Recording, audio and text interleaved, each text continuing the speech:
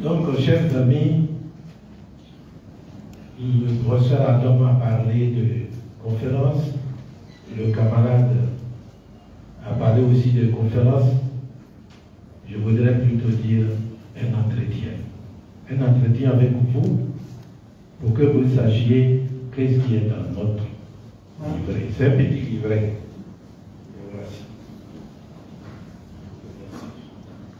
Un petit livret. Mais comme toute chose, ça a une origine.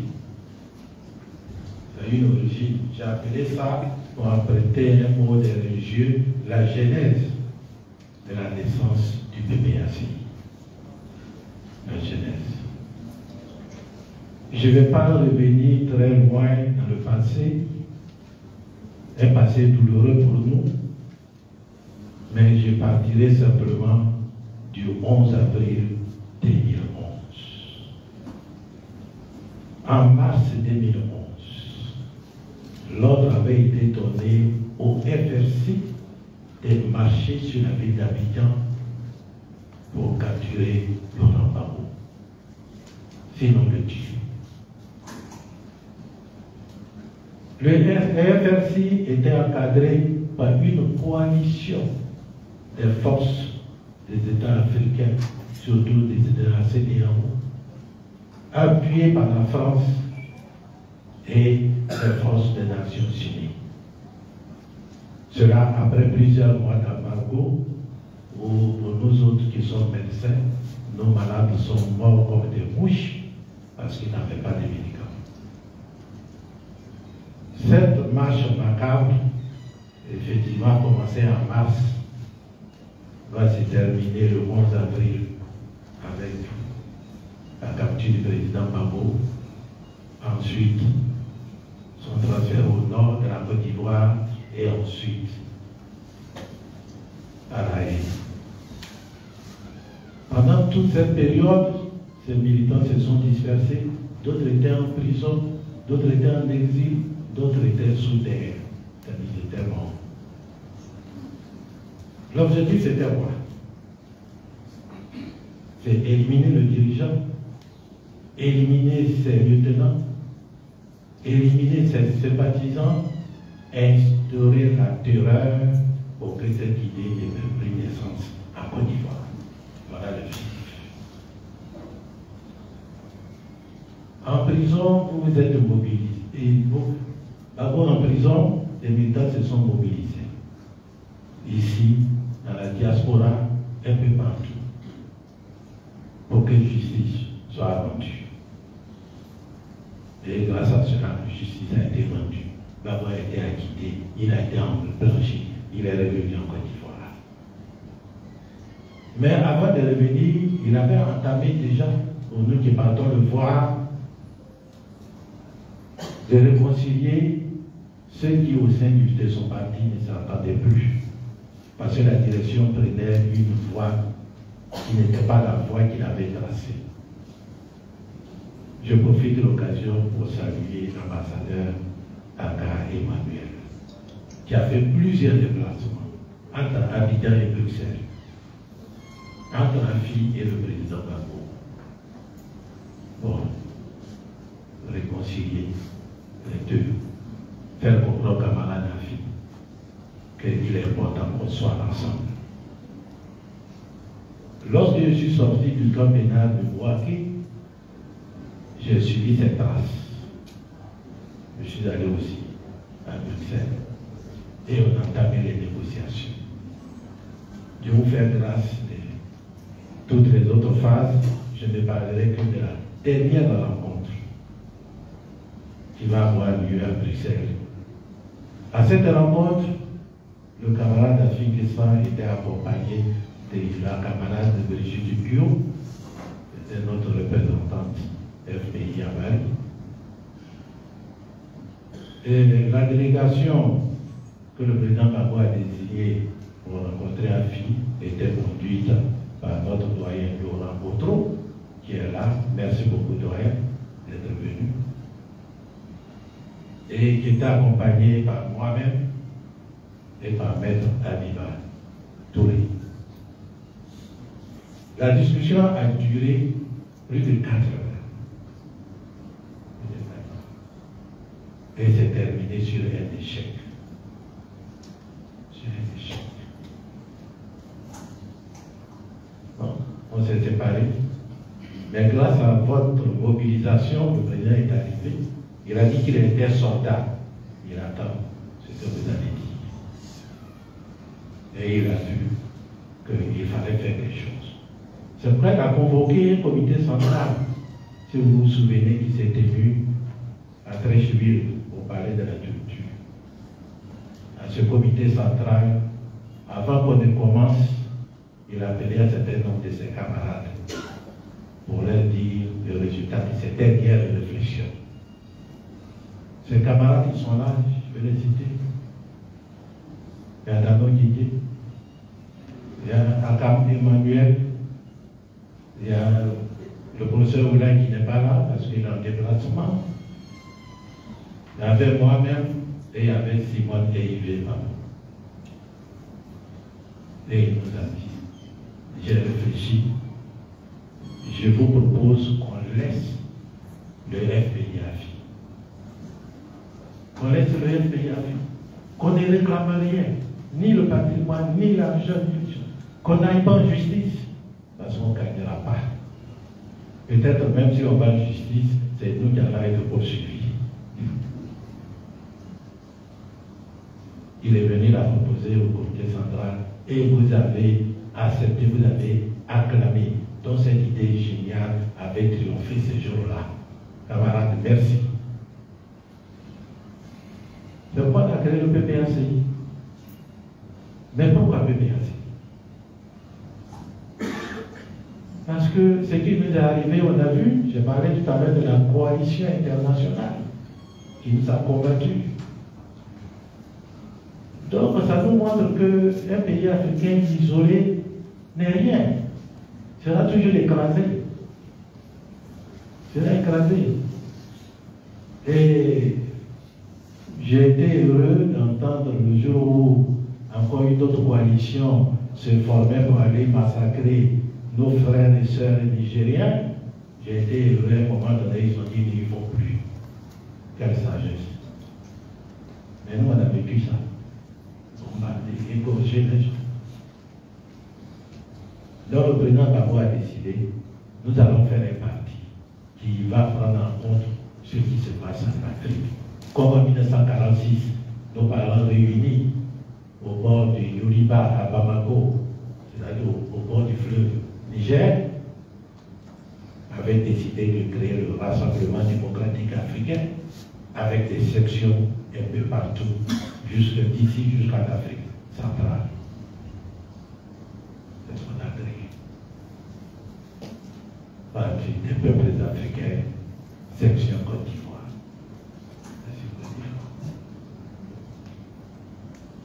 Donc ce parti qu'il a voulu, un problème va se poser parce qu'on n'avait plus rien, pas de fonds. Encore une fois, les militants que vous êtes mobilisés, vous avez cotisé, et pour ceux qui ne le savent pas, le congrès qui s'est tenu à l'Hôtel Ivoire, c'est 43 000 militants, sympathisants qui ont cotisé pour qu'on paye les frais de la location de la salle.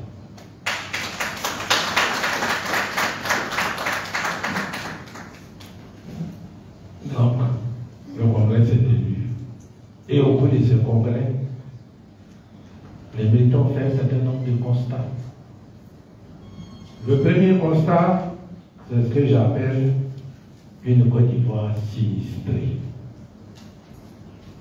Une Côte d'Ivoire sinistrée. Sinistrée sur le plan politique. Sinistrée sur le plan politique. Le passage de Laurent Gbagbo, on avait mis ensemble un certain nombre de choses. Mais même avant, on se souvient très bien les marches, les protestations des militants habillés à l'intérieur du pays pour avoir un cadre organisationnel pour faire des élections justes, transparentes, du débat d'égalité. C'est ce qu'on a fait, qu'on a proposé la création d'une CI impartiale Mais qu'est-ce qu'on constate actuellement? La CI qui est là, c'est pas la CI pour laquelle on s'est battu. On s'est battu. Le pouvoir a plus de représentants que tous les autres partis politiques réunis. Des gens qui se trouvent là-bas, ils ne représentent personne. Ils ne représentent personne. D'autres se disent responsables des partis politiques, mais ils ne peuvent pas réunir 15 personnes. Et c'est eux qui décident. C'est eux qui décident. Donc, camarades, ce constat est très important. C'est tout à l'heure, je dirais pourquoi c'est important. Ensuite, un autre constat qu'on va faire que nous faisons sur le plan politique, c'est que la décentralisation que le président Gbagbo avait mis en place, qui permettait à chaque citoyen, partout où il se trouve, d'être membre d'une commune, donc s'occuper de sa vie, voir comment on développe le pays, tout a été balayé. Et en place, on a fait une déconcentration de l'administration, en multipliant les structures, les institutions. Un autre constat, que vous le savez aussi, bien que moi, parce que la Cour des comptes de Côte d'Ivoire a fait cas des dépenses non justifiées, ou alors justifiées mais qui ne tiennent pas debout.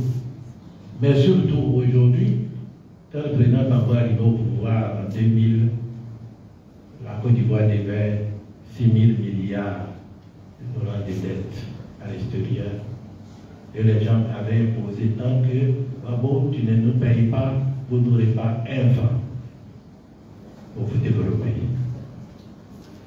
C'est pourquoi elle avait mis en place une équipe dirigée par notre camarade Mourou Ouabré pour faire le budget sécurisé. Il va purger cette dette, il va payer les fonctionnaires, même les fonctionnaires qui étaient en zone rebelle. Même ceux qui étaient en zone rebelle, qui avaient coupé la Côte d'Ivoire en deux, quand ils avaient des problèmes, on dégageait de l'argent pour les mettre. J'ai vu le ministre Monet Léon qui est là.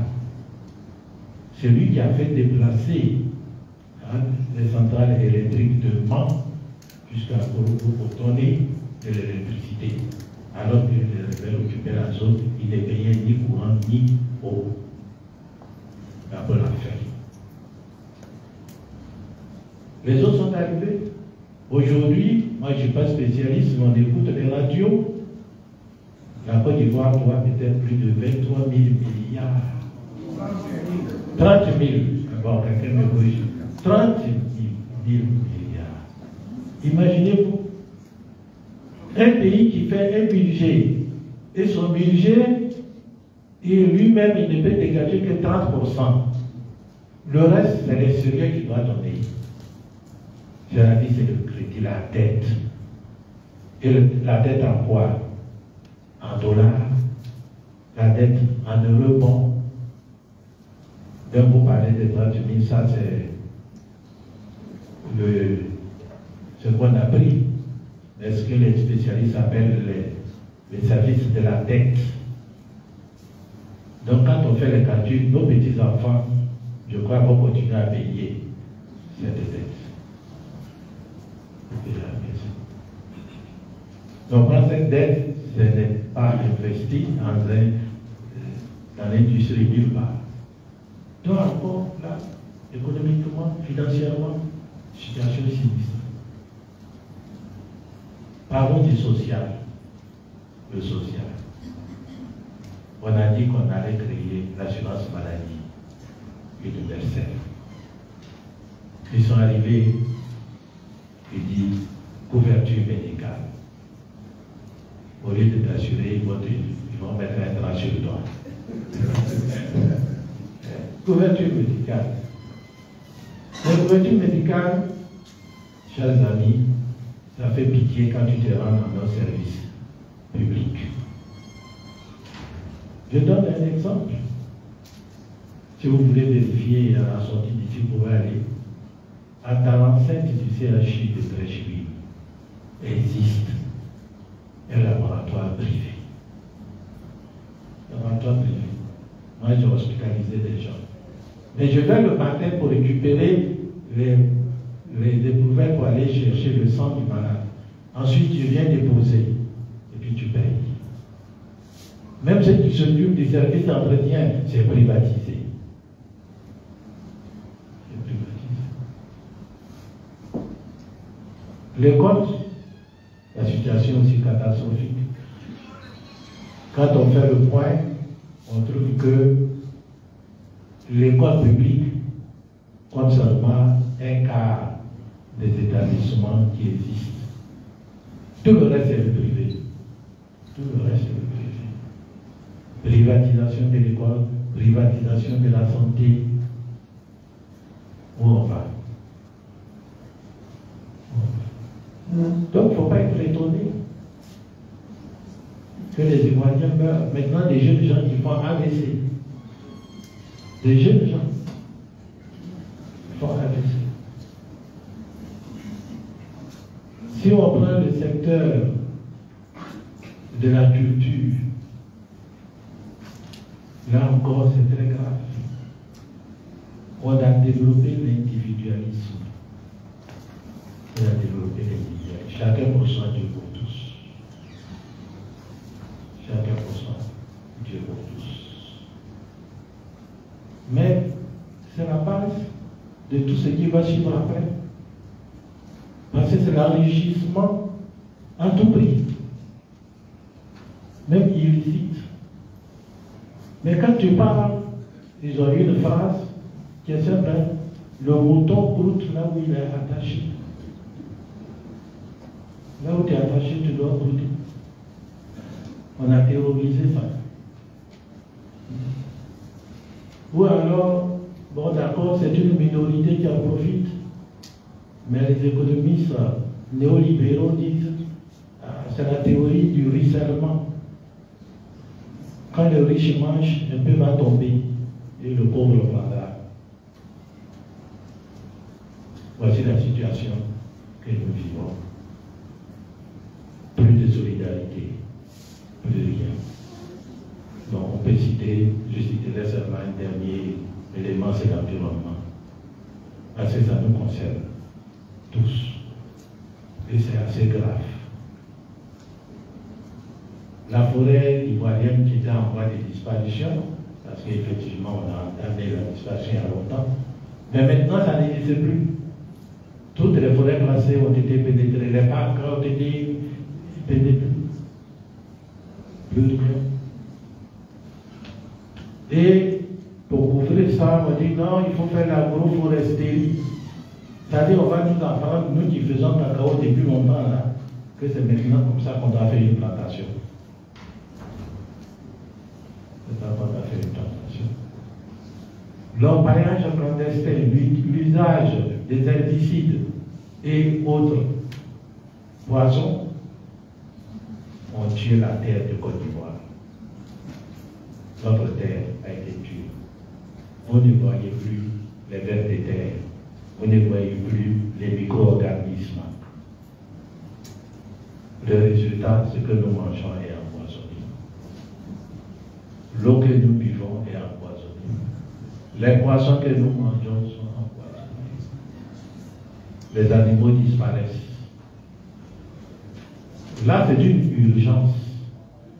C'est une urgence parce qu'il y va de la survie des peuples des Côte d'Ivoire. Il y va de la survie. Alors, c'est pour toutes ces raisons que le président Gbagbo et ses camarades se sont posé la question. Face à cela, que faire? Que faire? Face à ce désastre. Donc, le parti a réaffirmé, parce qu'il n'y avait pas d'autre solution, d'affirmer que nous demeurons dans le socialisme démocratique. C'est ça qui est la base. cette votation. Pourquoi? Parce qu'on pouvait faire la rébellion comme eux. On peut faire la rébellion. Mais le socialisme démocratique nous permet de travailler, de conscientiser les Ivoiriens, comme on disait, convaincre, mais non contraindre, pour que les Ivoiriens, au cours des élections justes et transparentes, choisissent librement leurs dirigeants. C'est ça qu'on a choisi. Et le socialisme démocratique met l'accent aussi sur le bien commun. Élément important, le bien commun. Je parlais tout à l'heure de la santé, je parlais de l'école. Pour revenir un peu en arrière, l'école, quand tu as tué l'école, tu as tué la formation des générations à venir. Pour les peuples de Côte d'Ivoire qui ont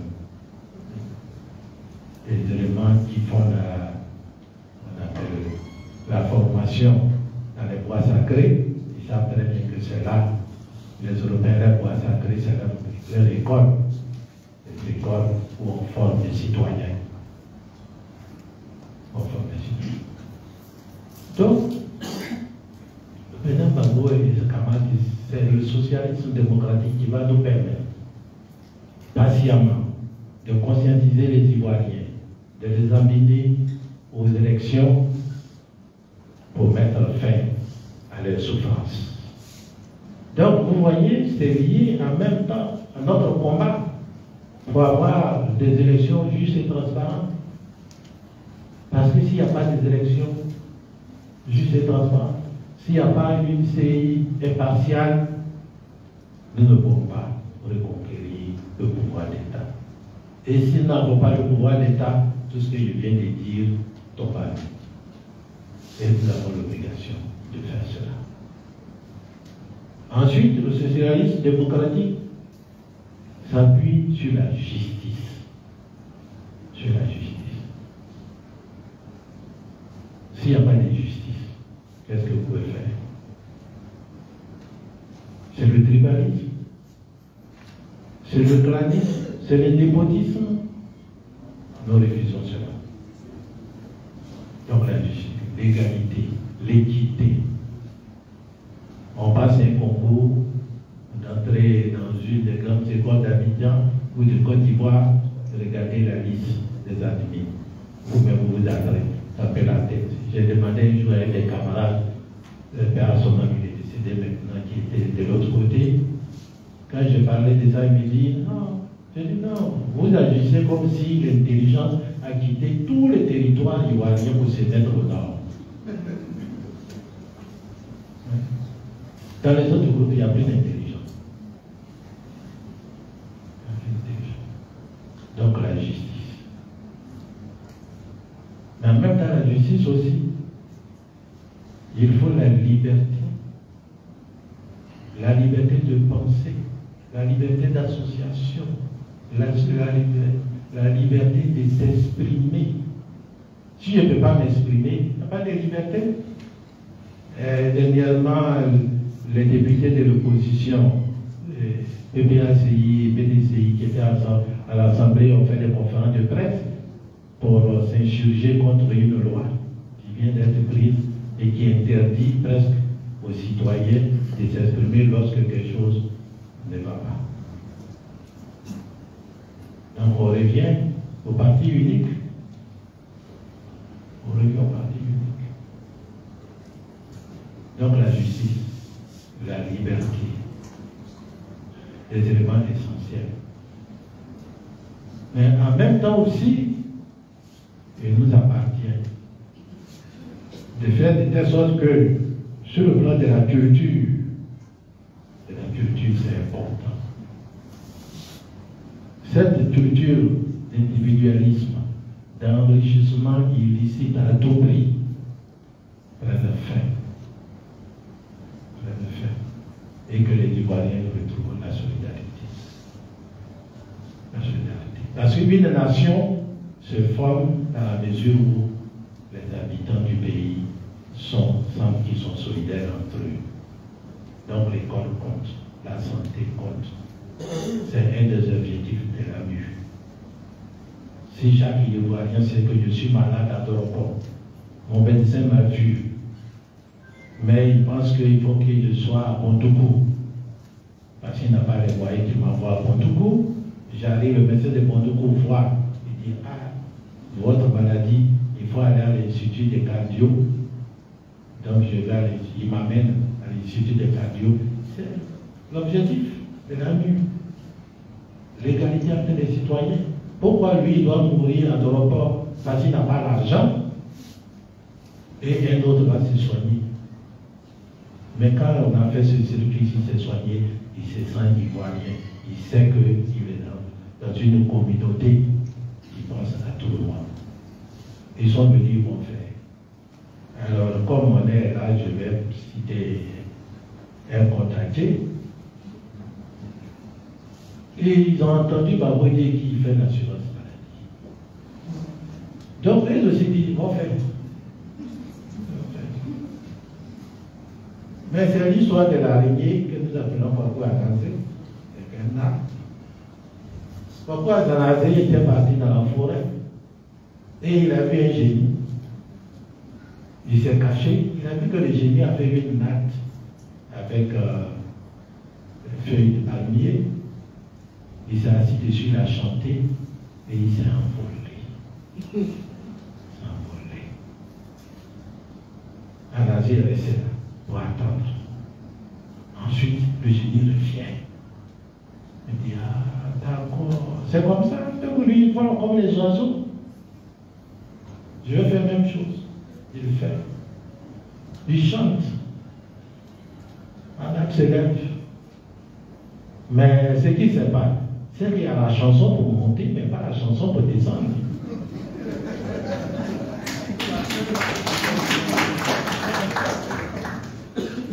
Et il est resté là.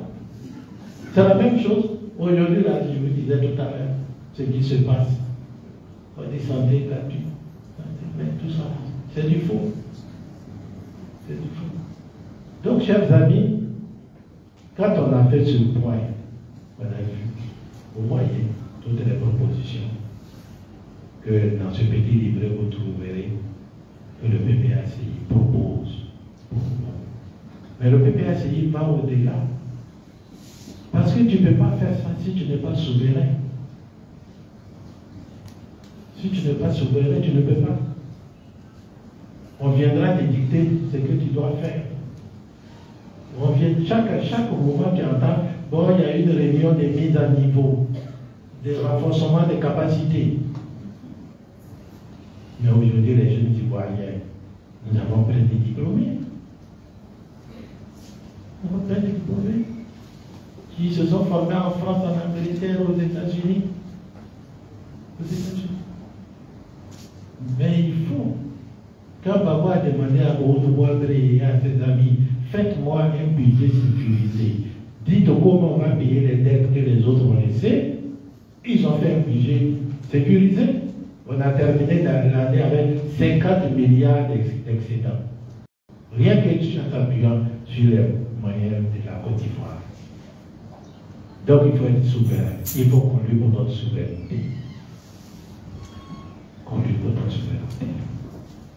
Mais en même temps, il faut aussi qu'on pense à l'Afrique. Regardez aujourd'hui. Je suis les élections en France. Ce soir. Je n'ai pas vu un candidat là-bas qui parle de nous. Sauf, bon, il parle des immigrés, donc il parle de nous. Mais parler de la guerre qui se déroule en RDC, où il y a plus de 7 millions de tués, où il y a des millions de déplacés, personne n'en parle. Parler de la guerre qui se déroule au Soudan, personne n'en parle. Parler de la guerre qui se déroule auprès de nous ici dans le Sahel. Donc il faut qu'on soit solidaire. Qu'on soit solidaire. Qu'on lutte pour l'unité africaine, comme les Kwame Nkrumah, les Judici Nyerere et autres ont lutté pour l'unité africaine. C'est pourquoi le PPACI s'est dit, pas parti des peuples africains, section Côte d'Ivoire, pour que notre Afrique qui a souffert, je ne vais pas évoquer l'esclavage, je ne vais pas évoquer les guerres qui se sont déroulées en Europe où on est venu nous prendre pour aller sur les fronts. Et après, on a massacré les gens à Tiaroy, au Sénégal. Donc c'est ça. C'est le combat des générations actuelles. C'est le combat des jeunes, qu'ils soient garçons ou filles. C'est votre combat pour libérer notre continent. Je vous remercie.